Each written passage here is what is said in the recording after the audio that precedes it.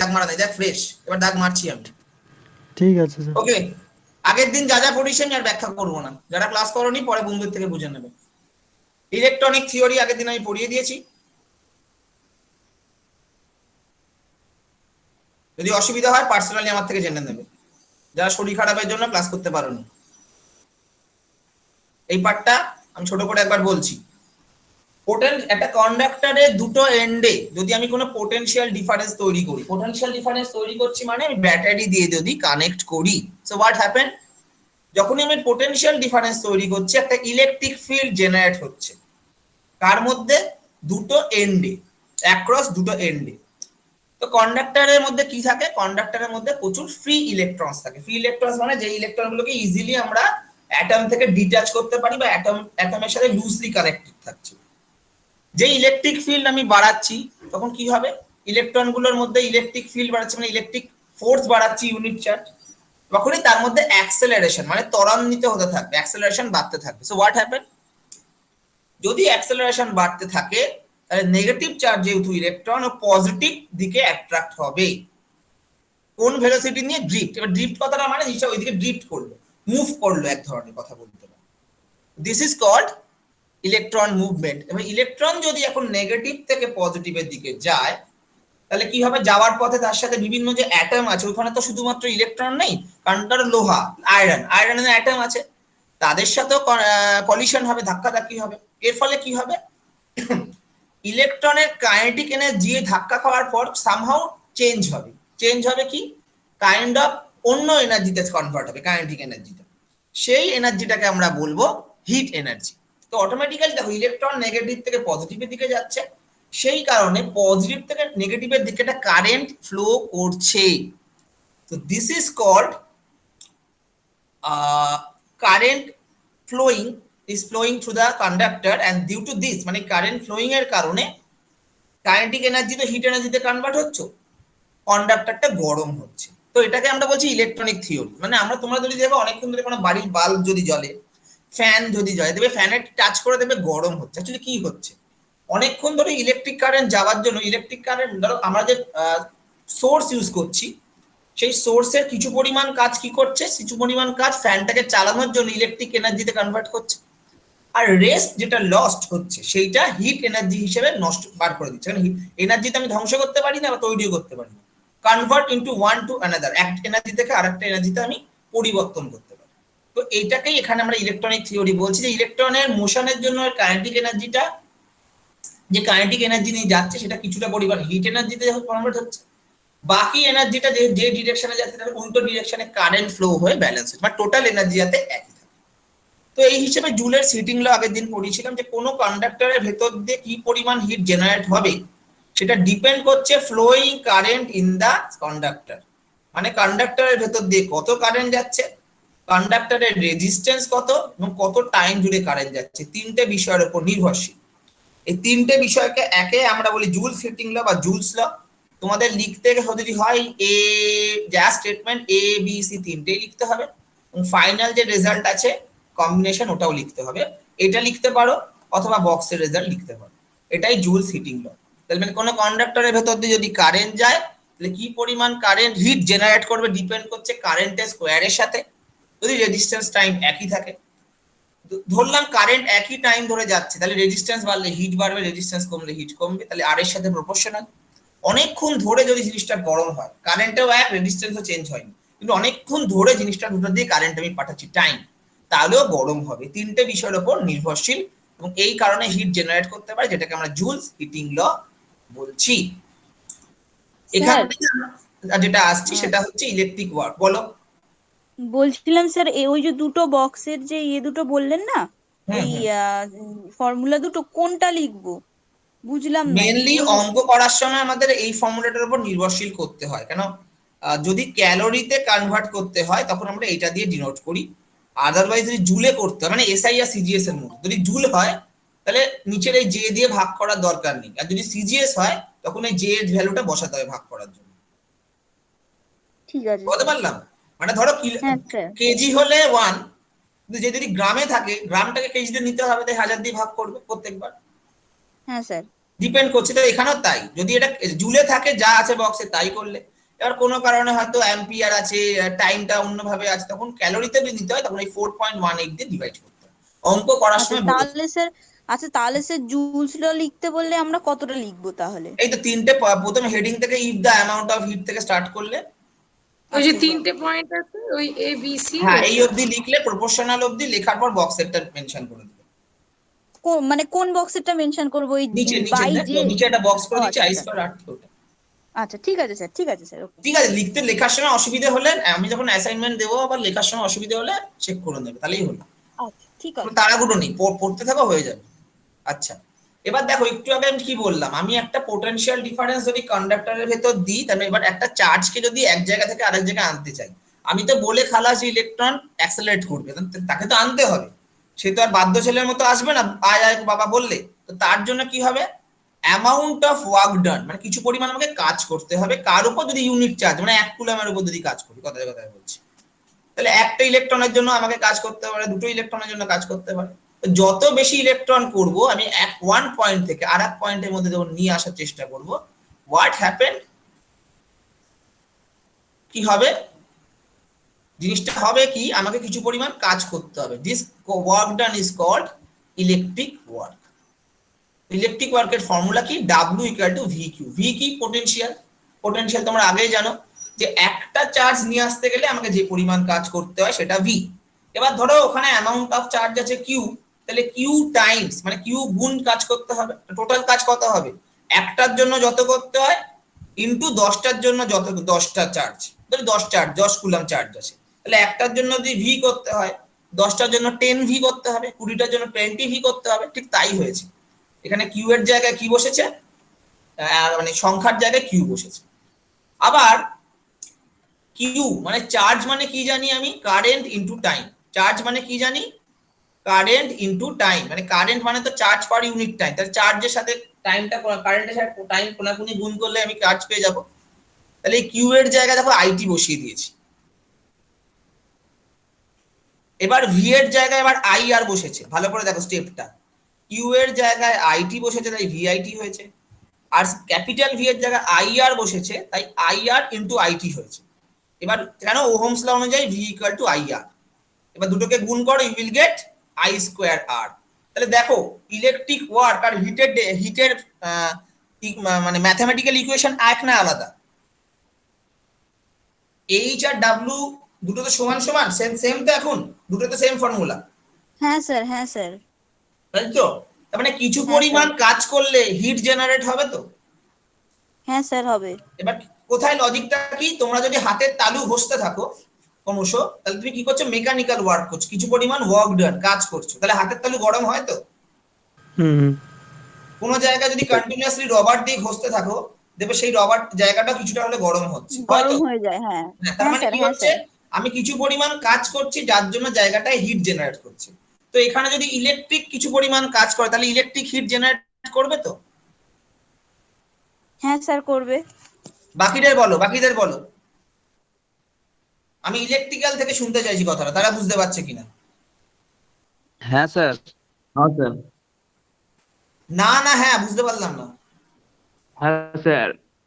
হ্যাঁ স্যার, এই জন্য দেখবে বাল্ব অনেকক্ষণ ধরে যদি জ্বলে বাল্বটা গরম হয়, কম্পারেটিভ টিউব কম গরম হয়। ফ্যান গরম হলেও যদি এলইডি টিউব লাইট ইউজ করো বা এলইডি বাল্ব ইউজ করো, তাই সে যতটা গরম হচ্ছে, তুমি নর্মাল যেটা ফিলামেন্ট আছে ওখানে যদি, যেটা আমরা জুল সিটিং ল ভালো করে ফলো করে, সেটা দেখবে বেশি গরম হচ্ছে। ঠিক আছে, তো this is called electrical work. Electric ওয়ার্ককে আমরা ডিফাইন করব জুল দিয়েই। এবার ইলেকট্রিক ওয়ার্ক জানার জন্য পার সেকেন্ডে মানে ইউনিট টাইমে কত, সেটাকে আমরা বলি power defined as a rate of doing work. কার্য করার জন্য কত পরিমাণ আমি কাজ করছি তার উপর ডিপেন্ড করে আছে আমার পাওয়ার। তার মানে এই আই স্কোয়ার আর টিটাকে যদি টি দিয়ে ভাগ করি, I will get I square R. এটাই আমার ইলেকট্রিক পাওয়ারের ইকুয়েশন, মানে টি দিয়ে ভাগ। এটাকে তিন ভাবে লেখা যায়, প্রথমে ভি ইন্টু আই লেখা যায়, ভি এর জায়গায় আই আর বসালে আই স্কোয়ার আর, বা আবার আই এর জায়গায় ভি বাই আর বসালে ভি স্কোয়ার ভি। এই তিনটে ফর্মুলাই তোমরা কিন্তু মনে রাখবে পাওয়ারের জন্য, ইলেকট্রিক পাওয়ারের জন্য। ইলেকট্রিক পাওয়ারের ইউনিট কি হবে, ওয়াট, ভোল্ট ইন্টু অ্যাম্পিয়ার, যেটাকে আরেকভাবে লেখা যায় জুল পার সেকেন্ড। তাহলে 1 অ্যাম্পিয়ার কারেন্ট যদি কোনো কন্ডাক্টরের ভেতর দিয়ে যায়, তাতে যদি পটেনশিয়াল ডিফারেন্স 1 ভোল্ট থাকে, তাহলে কতটা পাওয়ার জেনারেট করবে? 1 ওয়াট। কোনো কন্ডাক্টরের ভেতর দিয়ে যদি 1 অ্যাম্পিয়ার কারেন্ট যায় এবং তাতে যদি কনস্ট্যান্ট পোটেনশিয়াল ডিফারেন্স 1 ভোল্ট থাকে, তাহলে কত পাওয়ার জেনারেট করবে? 1 ওয়াট। 1 ওয়াট। হ্যাঁ, এবার আমার প্রশ্ন হলো, এই যে পাওয়ারটা জেনারেট করে দিলাম, এটা অনেকক্ষণ টাইম ধরে ধরে বাল্বটা জ্বলছে, তার মানে জিনিসটা গরম হচ্ছে, তার মানে একটা বাল্ব কতক্ষণ ধরে জ্বলতে পারে, মানে ক্যাপাসিটি কত, বেশিক্ষণ জ্বললে বাল্বটা কেটে যাবে। তাহলে এনার্জি আমরা কি করে বুঝবো? যে ক্যাপাসিটি অফ ডুইং ওয়ার্ক, মানে কতক্ষণ ধরে সে করতে পারছে। ঠিক পাওয়ারের ইকুয়েশনটার সাথে যদি আমি আবার টোটাল অ্যামাউন্ট অফ এনার্জি বার করতে চাই, electrical energy consumed by electrical circuit, মানে কতটা এনার্জি ও ধরে রাখার ক্ষমতা আছে বা কতটা এনার্জি ও হিট এনার্জিতে কনভার্ট করতে পারে, এটাকেই আমরা বলি ইলেকট্রিক্যাল এনার্জি। এই ইলেকট্রিক্যাল এনার্জি বার করার জন্য পাওয়ারের সাথে আমি টাইম গুণ করব। তাহলে ওয়াটের সাথে টাইম গুণ করলে কত হবে? খুব সহজ ব্যাপার, watt into hour, watt hour. Joule তো আছে এনার্জি ইউনিট, বাট যে ইউনিটটা আমরা প্র্যাকটিক্যাল লাইফ ইউজ করি, আমাদের ইলেকট্রিক বিলেও থাকে, ইলেকট্রিক বিলে ওয়াট আওয়ার থাকে না, বেশি থাকে, বাট এইটা হচ্ছে আমাদের আসল, যেটাকে আমরা বলি বিওটি ইউনিট।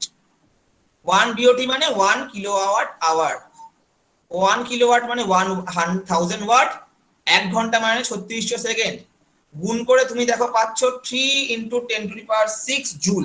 তার মানে আমাদের বাড়ির যে এগুলো আছে, তাতে যদি আমি কথায় কথায় বলি 1 বিওটি ইউনিট, ধরো বিল উঠেছে ইলেকট্রিক বিল, তাহলে ওই অ্যাপিয়ারেন্স গুলো কত জুল এনার্জি ক্যাপাসিটি করার ক্ষমতা কত, বা কত জুল এনার্জি হিট এনার্জিতে কনভার্ট করেছে? 3.6 10⁶ জুল। ঠিক আছে, তো এখানে কি কি পড়বে? এখানে ওয়াট আওয়ারের ডেফিনেশন, ম্যাথমেটিক্যাল রিলেশন গুলো পড়বে। 1 বিওটি মানে কত জুল, 1 বিওটি মানে কত কিলোওয়াট আওয়ার, 1 ওয়াট আওয়ার বলতে কত জুল বোঝায়, এনার্জি কাকে বলে, ক্যাপাসিটর ফর্মুলা, যেগুলো মার্ক করছি প্রত্যেকটা কিন্তু ফর্মুলার মতো করে জিনিস পড়তে পারবে।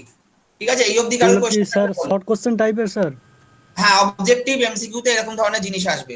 হয়তো ঠিক 1 স্যার, বিওটি ইকুয়াল টু হুম। তিন আসছি, 3-4 জুলের অপশন দিল, এবার পাওয়ারটা 10⁶ এর জায়গায় 4 2 3 এরকম চেঞ্জ করে দিল। এবার তুমি যদি ঠিকঠাক করে পাওয়ার মনে রাখতে পারো, তাহলে ঠিকঠাক এমসিকিউ তে ঠিক দিতে পারবে। ঠিক আছে, হ্যাঁ বলো, কে কি বলছো?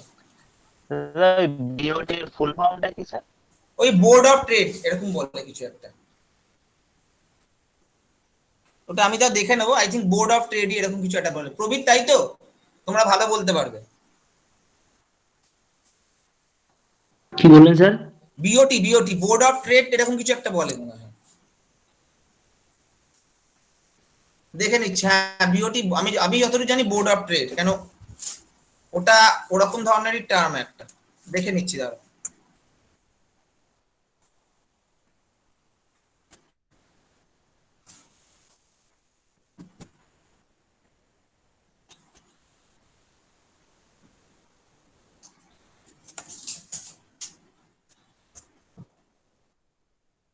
না না না না, এইটা এইটা এই যে স্ক্রিনে যেটা লেখা আছে, না না, বিল অপারেটিং ওইভাবে নয়, এই যে দেখতে পেয়েছো শুভায়ু? হ্যাঁ স্যার, বোর্ড হ্যাঁ অফ স্যার, ট্রেড হ্যাঁ। এটাই ইউনিট। বলা আছে ইলেকট্রিক্যাল কিলোওয়াট আওয়ার, এটা তুমি যেটা বলছো ওটা বোর্ড আলাদা অফ জিনিস। Trade unit. ইউনিট কথাটা লিখলেই আসবে স্যার, না হলে অন্য কথায় আসবে। না না, বিওটি তো অনেকগুলো ফুল ফর্ম হয়, এবার কোনটা ওরা চাইছে সেটা বুঝবে না, কি করে গুগল বুঝবে বলো? স্যার, আমি হ্যাঁ ওই আমি ওই সার্চ ইউনিট করেছি, কথাটা দিতে দিয়েছে হবে।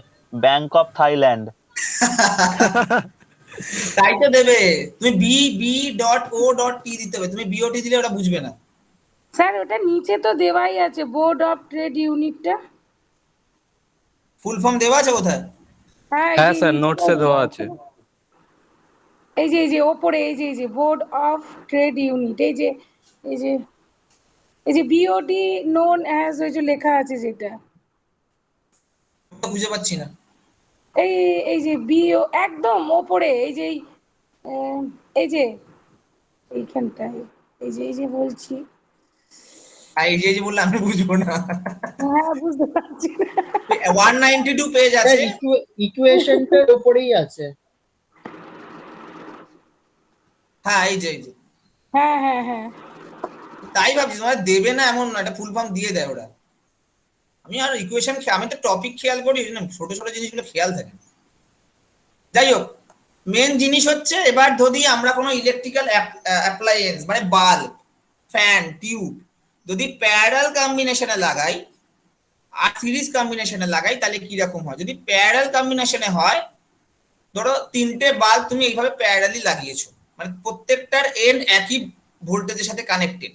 যেমন রেজিস্ট্যান্সের জন্য ফর্মুলা হয়েছিল এরকম, পাওয়ারের জন্য জাস্ট উল্টে যাবে। মনে রাখবে সিরিজে যেরকম তোমরা রেজিস্ট্যান্স রাখো, পাওয়ারে প্যারালালে ঠিক উল্টে যাবে। যেমন ক্যাপাসিট্যান্সের ক্ষেত্রে করেছিল, মানে পাওয়ার এখানে কি হয়ে যাবে, প্যারালালে লাগালে যোগ হয়ে যাবে।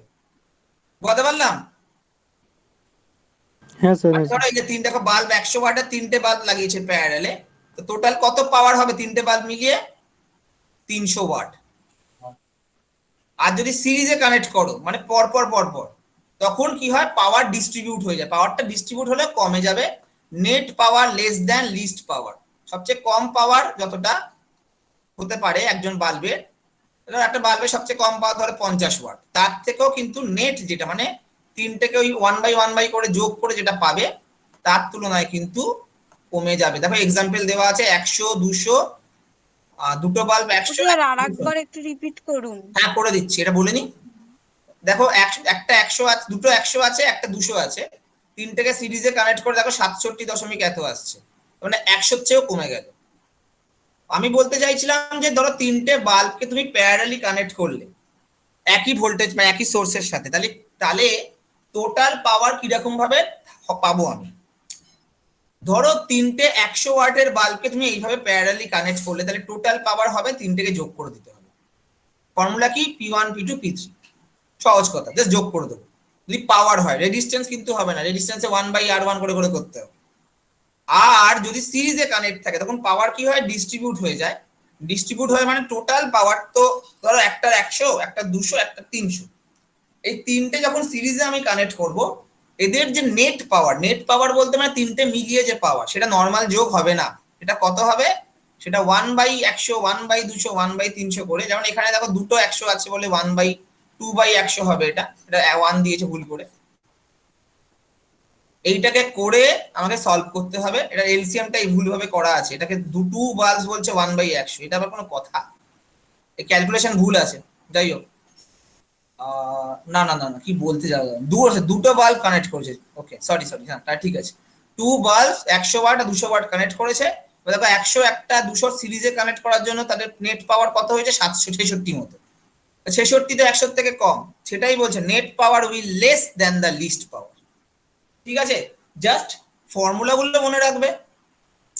আর ডেরিভেশন তোমাদের সিলেবাসে নেই, তাও এইভাবে ক্যালকুলেশনটা হচ্ছে একটু দেখে রাখাটা দরকার। কেন? যেহেতু রেজিস্ট্যান্স তোমরা ইলেকট্রিক্যাল ডিপার্টমেন্ট বা সিভিল ডিপার্টমেন্ট পড়ছো, সেটা কিভাবে হচ্ছে এখানে।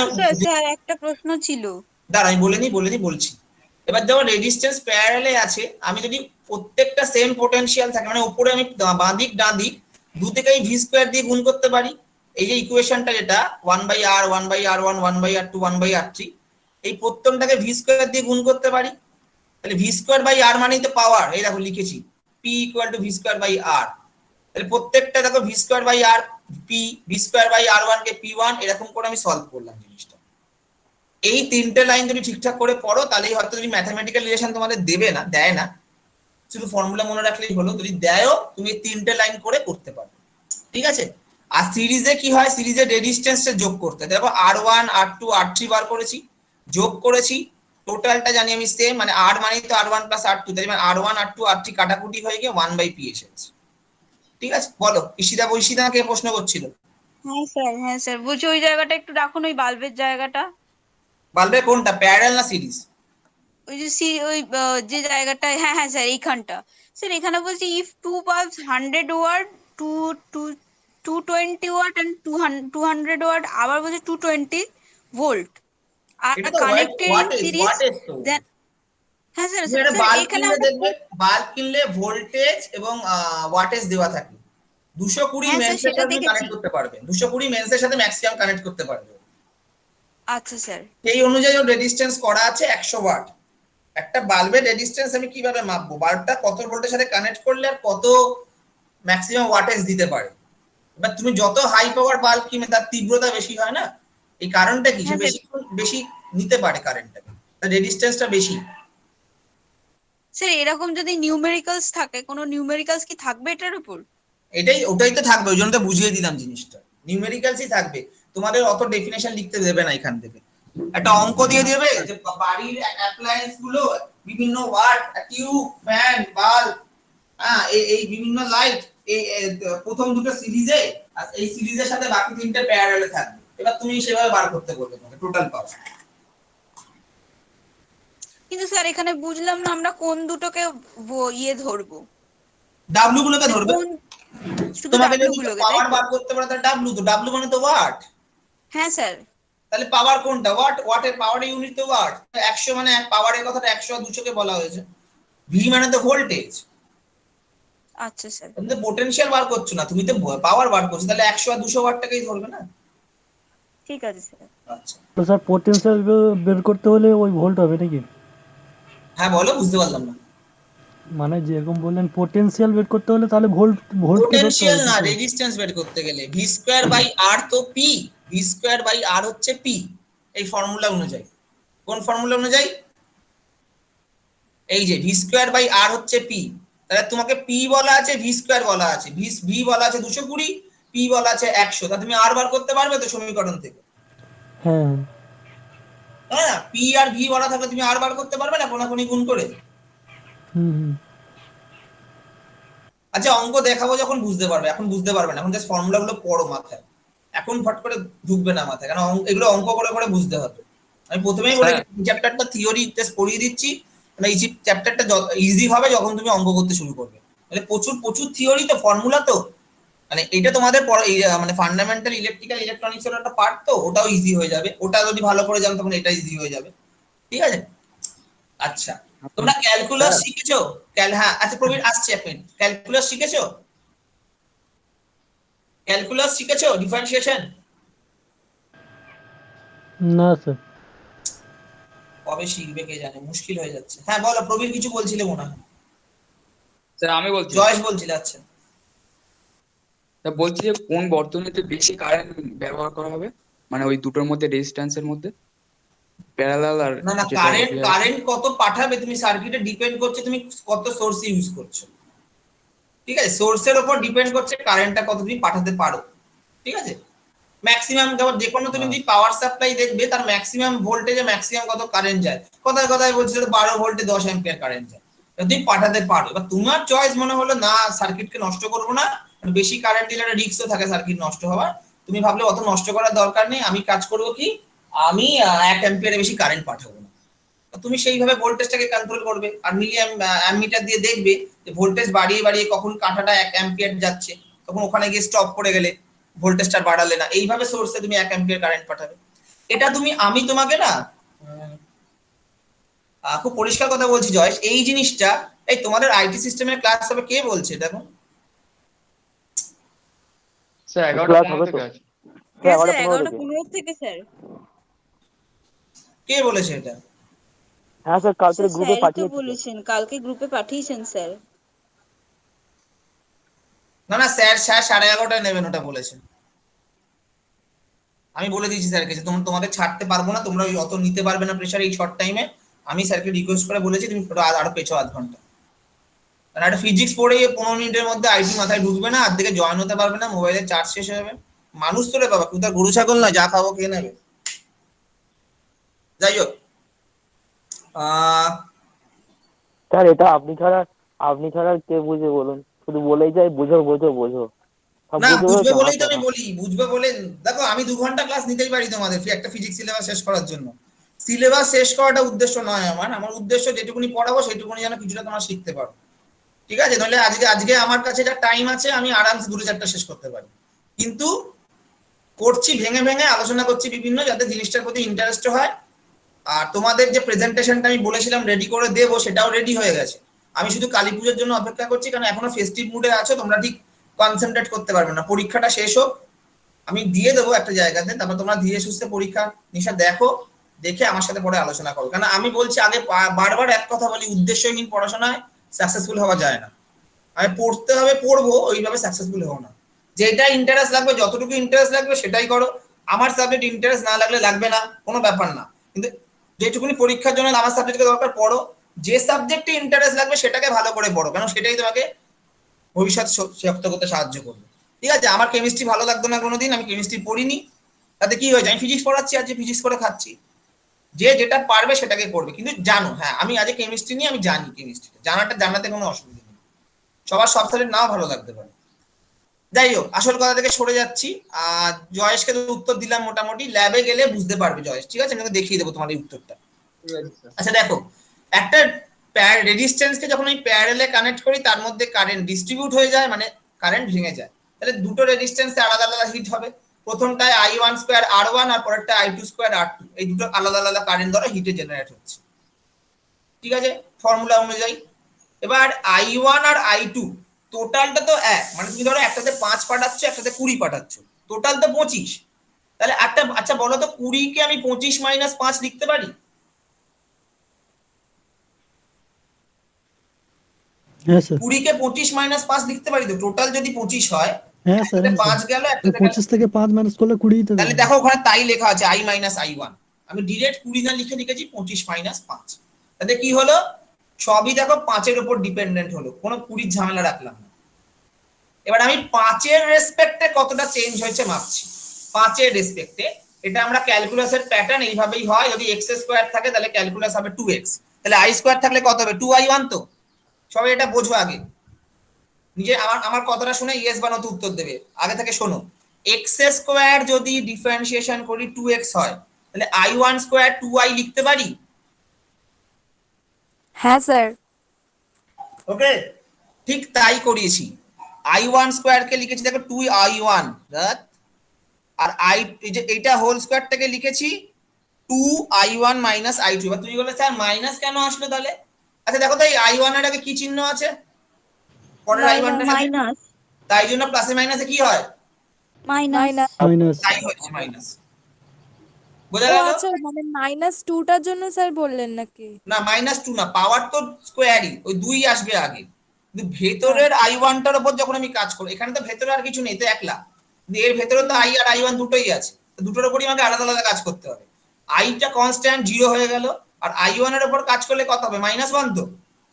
হ্যাঁ ওই -1 এর সাথে 2 গুণ করলে কত হয়, -2। দেখো -2 এসে গেছে এখানে।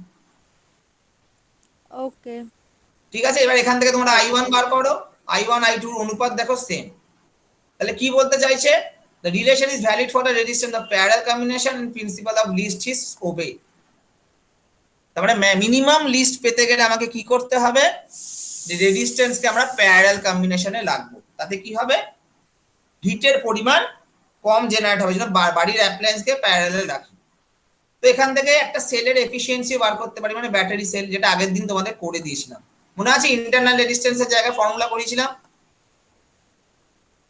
চেনা লাগছে এটা? হ্যাঁ স্যার। ইন্টারনাল রেজিস্ট্যান্স ছিল স্মল r। প্রবীর চেনা লাগছে নাকি গুলিয়ে গেছে? না হ্যাঁ, স্যার, স্যার। ঠিক আছে। প্রবীর ক্লান্ত হয়ে গেছে, কোনো ডাউট আছে মনে হচ্ছে, বলো। না না স্যার, ঠিক আছে। আচ্ছা, তোমার ভাইপোকে পড়াশোনা করতে বলো ভালো করে। হ্যাঁ স্যার। আমি বলেছি কাকা কিন্তু রেগুলার ক্লাস করে, তোমাকে ক্লাস করতে বলে, হ্যাঁ স্যার জানি, কাকা বলেছে আমি করবো। হ্যাঁ স্যার। ঠিক আছে, ও ইলেকট্রিক্যালেই গেছে তো? হ্যাঁ, ইলেকট্রিক্যালেই আছে। হ্যাঁ, নামটা এতক্ষণ নাম মুখস্থ হয়নি তো, ওটা খেয়াল নেই, সার নেম হ্যাঁ, দেখে ওর- বুঝলাম। হ্যাঁ, ওর বর্ষণ ওর নাম। হ্যাঁ বর্ষণ, না বর্ষণ বিজলি দেখে আমি বুঝলাম যে তুমি বলেছিলে যেহেতু, ঠিক আছে। হ্যাঁ হ্যাঁ হ্যাঁ হ্যাঁ। আচ্ছা, এই ব্যাপারগুলো নেওয়ার পরে আমি আলোচনা করবো, না তোমার কথা বলছি না, এই পড়াশোনা নিয়ে বলছি। এই ব্যাপার নিয়ে পরে আলোচনা করবো, যখন অঙ্ক করাবো তখন আবার এই থিওরি জায়গাগুলো একটু বলে আমি অঙ্ক করাবো। এখন জাস্ট মেন পয়েন্টগুলো জেনে রাখো, ঠিক আছে। এবার যেটা আসছি থার্মো ইলেকট্রিসিটি। থার্মো ইলেকট্রিসিটি বোঝার জন্য জাস্ট বুঝিয়ে দিচ্ছি, শোনো। দুটো কন্ডাক্টর নেব, আরো ভালো করে বললে দুটো মেটাল নেব, একটা লোহা, একটা ধরো কপার।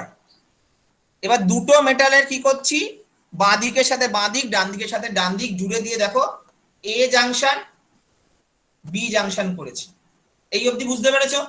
দুটো মেটাল করলাম, তাদের এন্ড টু এন্ড জয়েন করে দিলাম। কি করলাম? এন্ড টু এন্ড জয়েন করে দিলাম। এবার এই জয়েন করার সময় এ পয়েন্ট এবং বি পয়েন্টের মধ্যে টেম্পারেচার ডিফারেন্স তৈরি হবে। আমার কথাটা শুনো মন দিয়ে, কার কার বুঝতে অসুবিধা হলে আমাকে বলবে। দুটো মেটাল নিলাম, আয়রন মানে লোহা আর কপার তামা। আয়রন এবং লোহার দুটো এন্ড মানে ওরও দুটো এন্ড দুটো এন্ড এর দুটো এন্ড জয়েন করে দিলাম। তাহলে একটা এ পয়েন্ট পেলাম যেখানে এ জয়েন করেছি, একটা বি পয়েন্ট পেলাম। এই জয়েন করার সময় দুটো এন্ডে টেম্পারেচার জয়েন করার সময় না হলেও পরবর্তী হয়তো অ্যাটমের কনসেন্ট্রেশন বা এনার্জি ডেনসিটির কারণেই হয় এটা। লোহাতে হয়তো এনার্জি ডেনসিটি বেশি, কপারে কম, এই কারণেই। এনার্জি ডেনসিটি বলতে একক আয়তনে মানে ইউনিট ভলিউমে কত পরিমাণ ইলেকট্রন আছে। লোহাতে বেশি আছে না কপারে বেশি আছে জানো কেউ? কেমিস্ট্রি কোশ্চেন, কোনটা ইলেকট্রনস বেশি আছে? স্যার ইয়েতে থাকবে স্যার, কোপারে। স্যার কপারে। লোহার কত? লোহার আয়রন তো 26, কপার কত? কোপার কোপার স্যার আছে মনে হচ্ছে স্যার ওই 30 পরে আছে, আর বাহ, মনে নেই ঠিক আছে। একটু। জিঙ্কের পরে আছে তাই তো বলছো? হ্যাঁ হ্যাঁ হ্যাঁ। এবার কি হচ্ছে, এনার্জি ডেনসিটি বলতে ইউনিট ভলিউমে কত ইলেকট্রন আছে ভালো করে বুঝবে। হয়তো কপারের নাম্বার অফ অ্যাটমস বেশি হচ্ছে, বাট হয়তো একক আয়তনে ওই সেম আয়তনে হয়তো ওর ইলেকট্রনের নাম্বার কম। কিন্তু লোহা যেহেতু ইলেকট্রনের নাম্বার কম, সেই অনুযায়ী ডেনসিটি মানে ঘনত্ব বেড়ে যাচ্ছে। এবার এই ঘনত্ব যেহেতু বেড়ে যাচ্ছে, যখন এই দুটোকে আমি জোর করে জোড়ানোর চেষ্টা করছি, কি হচ্ছে, বেশি ঘনত্ব থেকে কম ঘনত্বের দিকে কি হচ্ছে, ডিফিউজ হচ্ছে ইলেকট্রন। মানে ইলেকট্রনকে ধরো একটা লোক মোটা, একটা লোক রোগা, দুজনকে আমি জুড়ে দিচ্ছি, তাহলে কি হবে, মোটা লোকটার বডি থেকে মাংস রোগা লোকটার গায়ে যাবে। তাহলে দুজনের একটা টাইমের পর দুজনের ওজনের পরিমাণ সেম হবে তো? পরিষ্কার কথা। এটা হাস্যকর লাগতে পারে, বাট প্র্যাকটিক্যাল জায়গাটা এটাই যে একটা মোটা লোক আর রোগা লোক আছে, রোগা লোক আর মোটা লোকের সাথে আমি কুস্তি লড়াচ্ছি। এবার কুস্তি লড়তে গিয়ে কি হলো, মোটা লোকটা এত ঘাম হলো যে মোটা লোকটার পুরো এনার্জিটা রোগা লোকটার জায়গায় চলে গেল। তার ফলে কিছু তো চেঞ্জ আসবে। তো এখানে তাই হচ্ছে, যখন লোহার আর আয়রনের মধ্যে ডিফিউজ করানোর চেষ্টা করছি, তো দুটো উষ্ণতা পার্থক্য সৃষ্টি হচ্ছে, এবং এই উষ্ণতা পার্থক্যের কারণে এই দুটো এন্ডে মানে এ আর বি এর এন্ডে একটা পোটেনশিয়াল মানে ইএমএফ, থার্মো ইএমএফ জেনারেট হচ্ছে, মানে পোটেনশিয়াল ডিফারেন্স জেনারেট হচ্ছে। আচ্ছা, পোটেনশিয়াল হলে কারেন্ট যাবে তো? পোটেনশিয়াল ডিফারেন্স জেনারেট হলে কারেন্ট যায় তো? হ্যাঁ হ্যাঁ স্যার, যাবে। হ্যাঁ স্যার তাই হচ্ছে, যাবে। তাই জন্য কারেন্ট ফ্লো করছে আয়রন থেকে লোহার দিকে। দেখো অ্যারোটা দেওয়া আছে, এ আর বি এর মধ্যে যেহেতু পোটেনশিয়াল ডিফারেন্স তৈরি হয়েছে, এটা হট জাংশন, তার মানে এটা পজিটিভ। কোল্ড জাংশন নেগেটিভ, এই পজিটিভ থেকে নেগেটিভের দিকে লোহা হয়ে বি থেকে কপারের দিকে কারেন্টটা ফ্লো করছে, এবং এটাকেই আমরা বলছি সি ব্যাক এফেক্ট। ঠিক আছে, যেটা আমি পাতি বাংলায় বোঝালাম এটাই origin of EMF A explain করা আছে। এটাই origin of EMF A explain করা আছে। তোমরা এটা বাড়িতে পরীক্ষার পর, এখন পড়ো না, এখন পড়লে মাথায় ঢুকবে না যেহেতু পরীক্ষার সামনে। এই যে জায়গাটা মার্ক করছি ভালো করে পড়বে, এইটা কিন্তু ব্যাখ্যা আসতে পারে। তো এখানে একটা ডিফারেন্স আছে, দেখো কন্ট্যাক্ট পোটেনশিয়াল বলছে, মানে তুমি যখন এ জাংশন আর বি জাংশন দিচ্ছ না, তাদের contact potential and depends upon is temperature. মানে যেটা হট জাংশন সেটা পজিটিভ বেশি হবে, আর যেটা কোল্ড জাংশন সেটা কম্পারেটিভলি তার থেকে কম পোটেনশিয়াল থাকবে। তো পোটেনশিয়াল ডিফারেন্স যেই তৈরি হলো, কি হলো, কারেন্ট ফ্লো করতে থাকবে। ঠিক আছে, তাই এখানে একটা গ্রাফ যেটা দেখো, থার্মো ইএফ এর সাথে টেম্পারেচার একটা গ্রাফ দেওয়া হয়েছে। গ্রাফটা দিতে দিতে একটা টেম্পারেচারে আমরা পৌঁছচ্ছি যেটাকে আমরা থিটা এন বলছি, আর একটা টেম্পারেচারে যেখানে পৌঁছচ্ছি যেটাকে আমরা থিটা আই বলছি। আই এর উচ্চারণ, আই এর টেম্পারেচারটার নাম হচ্ছে inversion temperature, temperature of inversion. আর এন এর টেম্পারেচার হচ্ছে নিউট্রাল টেম্পারেচার। এবার দুটো কি বলে দিচ্ছি, ধরো একটা বিভিন্ন দুটো জাংশন আছে 0 ডিগ্রি, আর আরেকটা যেটা আছে তার হট জাংশন যেটা, সেটা ধরো থিটা আছে। তো এটাকে আমরা বলবি থার্মো ইএমইক ইকুয়েশন, একটা সমীকরণ, যেখানে আলফা বিটা হচ্ছে থার্মো ইলেকট্রিক কনস্ট্যান্ট। এটা একটা সমীকরণ, এই সমীকরণটা সলভ করলে আমি বুঝতে পারবো যে কতটা থার্মো ইএমএফ জেনারেট করছে। তাহলে temperature of the hot junction at which, মানে ক্রমশ বাড়তে বাড়তে যখন থার্মো ইএমএফ ম্যাক্সিমাম হয়ে যাবে, মানে ধরো থার্মো ইএমএফ কখন বাড়তে থাকবে, যত টেম্পারেচার বাড়াবো এই জাংশনে তত থার্মো ইএমএফ বাড়তে থাকবে। বাড়তে বাড়তে যখন আমি ম্যাক্সিমাম ভ্যালুতে পৌঁছে যাব, সেই উষ্ণতাকে আমরা বলবো নিউট্রাল টেম্পারেচার। দেখো এটা বুঝতে পারলে কিনা আমাকে বলবে, এটা থেকে অঙ্ক আসে।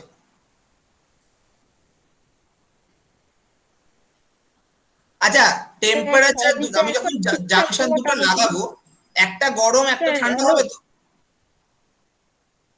যখন জাংশন কথা বলবো? হ্যাঁ বলো। এখন তো বুঝতে পারছি, কিন্তু ওই যে আগের পড়াগুলো পড়তে গিয়ে না এগুলো ভুলে যাবো স্যার, তখন কি করব?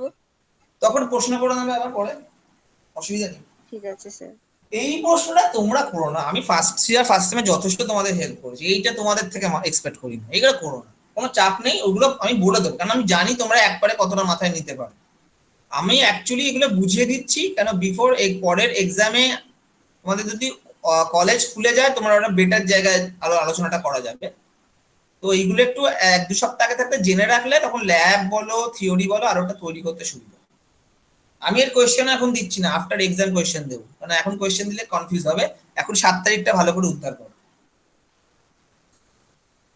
ওকে, তো যে টেম্পারেচারটা বাড়তে বাড়তে গ্রাফটা তাই হচ্ছে, ক্রমশ বাড়ছে বাড়ছে বাড়তে বাড়তে এই জায়গাটায় গিয়ে ফট করে নেমে গেল। নেমে গেল কেন? এরপর আরো বাড়বে না, টেম্পারেচার আমি আর বাড়াতে পারবো না, টেম্পারেচার কমাতে পারবো। তো কমাতে কমাতে আমরা ইনভার্সন টেম্পারেচার জায়গাটায় আসছি। মানে কি? Temperature of the hot junction and which direction of EMF reverse, মানে টেম্পারেচারটা কমতে কমতে এমন একটা জায়গায় পৌঁছে গেল, জিনিসটা রিভার্স হয়ে গেল, মানে লোহা থেকে কপারের দিকে না গিয়ে কপার থেকে লোহার দিকে চলে গেল। তাহলে মানেটা কি হলো? মানে এ আর হট জাংশন নেই, ওটা কমতে কমতে বি এর থেকে টেম্পারেচার কমে গেছে, বি তখন হট জাংশন হয়ে গেছে, এ তখন কোল্ড জাংশন, তখন কারেন্ট আর এ থেকে বি তে যাবে না, বি থেকে এর দিকে যাবে। সেই যে টেম্পারেচারটাকে আমরা বলছি ইনভার্সন টেম্পারেচার। ঠিক আছে, এখান থেকে আমরা থার্মো ইলেকট্রিক পাওয়ারও পড়বো। থার্মোকাপল তোমরা ইলেকট্রিক্যাল ওয়ার্কশপে থার্মোকাপল শিখেছিলে না? থার্মোকাপল নিয়ে মনি স্যার আলোচনা করেননি ইলেকট্রিক্যাল ওয়ার্কশপে? থার্মোকাপল না না স্যার, স্যার করেন। থার্মোকাপল নিয়ে হয়নি স্যার। তারিখা কি হয়,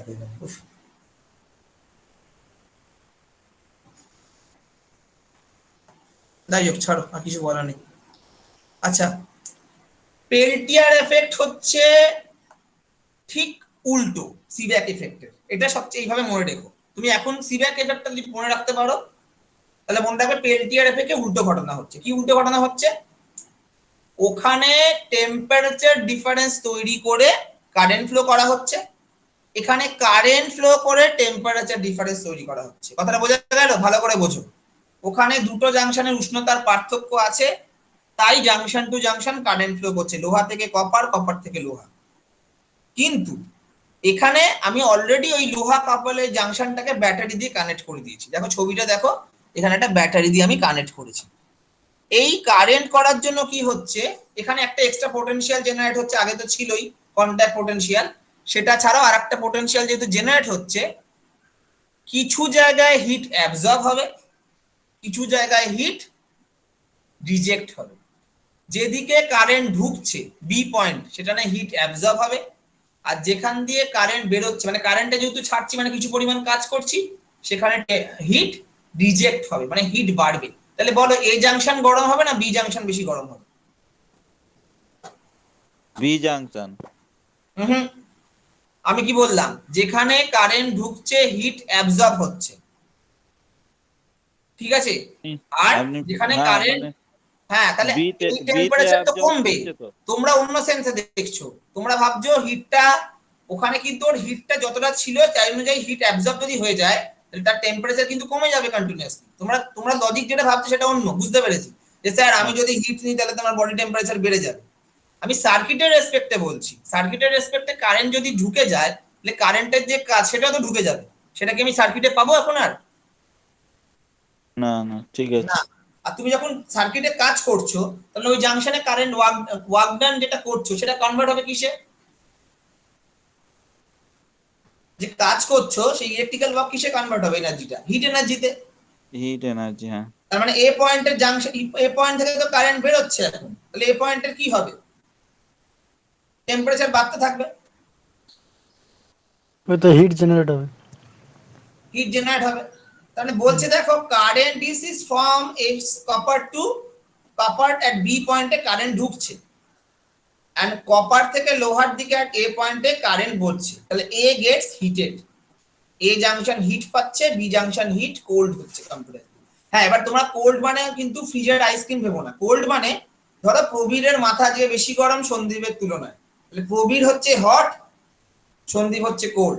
কালকে সন্দীপ রেগে গেল প্রবীরের তুলনায় বেশি, তখন সন্দীপ হট, প্রবীর কোল্ড। তার মানে এটা বোঝায় না সন্দীপ সবসময় 100তে আছে, প্রবীর সবসময় 0তে আছে। দুটো কম্পেয়ার করছি, যেটা কম আছে উইথ রেসপেক্ট টু বেশি সেটা কোল্ড জাংশন আছে। বোঝা গেল? একটা 20 আছে, একটা 17 আছে, তুমি দুটোই বলবে স্যার টেম্পারেচার তো বেশি, একদম, কিন্তু 17 20 জায়গায় কোল্ডে আছে। বোঝা গেল? হ্যাঁ হ্যাঁ স্যার। সেই বোঝা গেল না? বুঝতেই পেরেছি, ঠিক আছে, পড়ো বাড়িতে ভালো করে, আমি পরে আলোচনা করে দেবো আবার। আচ্ছা, difference of Peltier effect and joule effect পড়লেই বুঝতে পারবে। আর থার্মো ইলেকট্রিকে কিছু অ্যাপ্লিকেশন আছে, এগুলো যখন কোয়েশ্চেন দেবো আমি আলোচনা করে দেবো। Measurement temperature, low temperature, detection of heat radiation, এগুলো একটু কোয়েশ্চেন নিয়ে আলোচনা না করলে হবে না, মানে তোমরা আরো তো অনেক কোয়েশ্চেন হবে পরবর্তীকালে, এইগুলো জাস্ট একটু রিডিং করে রেখো। আর এই পার্টটা যেহেতু সিবেক এফেক্টের পার্টটা আরো সুন্দর, আমি একটা নোটস মানে পিডিএফ দেবো অন্য বইতে, কারণ এখানে একটু ভুলভাল লেখা আছে। ভুলভাল লেখা বলতে কম কম কম কম লেখা, মানে পড়লে হয়তো অনেক সময় ডাউট বেশি থাকবে। আমি অন্য একটা বইয়ের পিডিএফ দেবো, যে পিডিএফ এ দেখবে সুন্দর করে ডায়াগ্রাম করে কোথা থেকে কতটা ডেফিনেশন লিখবে, সিবেক এর ডেফিনেশনটা কিরকম কতটা লিখবে, একটু ইটালিক স্টাইলে লেখা আছে, যার ফলে কি হবে তোমরা বুঝতে পারবে ডেফিনেশনের জন্য এইটাই লিখবো। নাহলে এখানে কি যেমন আছে না, এখানে বোঝা যাচ্ছে না যে সিবেক এর জন্য কতটা ডেফিনেশন লিখবো বা পেল্টিয়ারের জন্য কতটা ডেফিনেশন লিখবো, কোন কোন ম্যাথমেটিক্যাল ইকুয়েশন লিখবো। এটার যখন আমি কোয়েশ্চেন দেবো, অ্যাসাইনমেন্ট যখন এটা দেবো, আমি এক্সপ্লেন করে দেবো, ঠিক আছে? আর নেক্সট ক্লাসে আমি অ্যাকাউস্টিক্স আর অপটিক্স এর অঙ্ক দেবো ভেবেছিলাম আজকে, বাট যেহেতু পরীক্ষা পড়ে গেলে আমি দিচ্ছি না। অ্যাকাউস্টিক্স, অপটিক্স এর থিওরি যেন সবার রেডি থাকে, যেহেতু পরীক্ষার জন্য বলছি না। আমি কিন্তু অঙ্ক করানোর সময় পড়া ধরবো, যে পারবে না আমি ক্লাস থেকে রিমুভ করে দেবো। সহজ কথা, আমার দরকার নেই ক্লাস দেবো। সহজ কথা বললাম, পরীক্ষার আগে পড়ছো, মেন ফর্মুলাগুলো যেন সবাই পড়া থাকে সবার, সব ডিপার্টমেন্টকে সবাইকে বললাম। আমি কোনো ডিপার্টমেন্ট দেখবো না, কে ভালো স্টুডেন্ট খারাপ স্টুডেন্ট, কে রেগুলার এগুলো কিছু দেখবো না, কারণ ওই পারফরমেন্সের ওপর কিন্তু তোমাদের 20 নম্বর আমার হাতে থাকবে। আচ্ছা, কোন টপিকের উপর বললেন? আমি বলে দেবো, বললাম তো ইন্টারনালে যে 3টে টপিক আছে তার মধ্যে 2টো টপিক, একটা টপিকই করো, অ্যাকোস্টিক্স এর ফর্মুলাগুলো ভালো করে এখন তৈরি করো, যেদিনকে আমি অঙ্ক করাবো ওখান থেকেই তোমাদের দেবো। ঠিক আছে। স্যার আপনি ওই সিলেবাসে সাউন্ড লিখেছেন, ওটা অ্যাকোস্টিক চ্যাপ্টারটাই তো? হ্যাঁ, আমি ইউনিট 1। হ্যাঁ হ্যাঁ ঠিক আছে।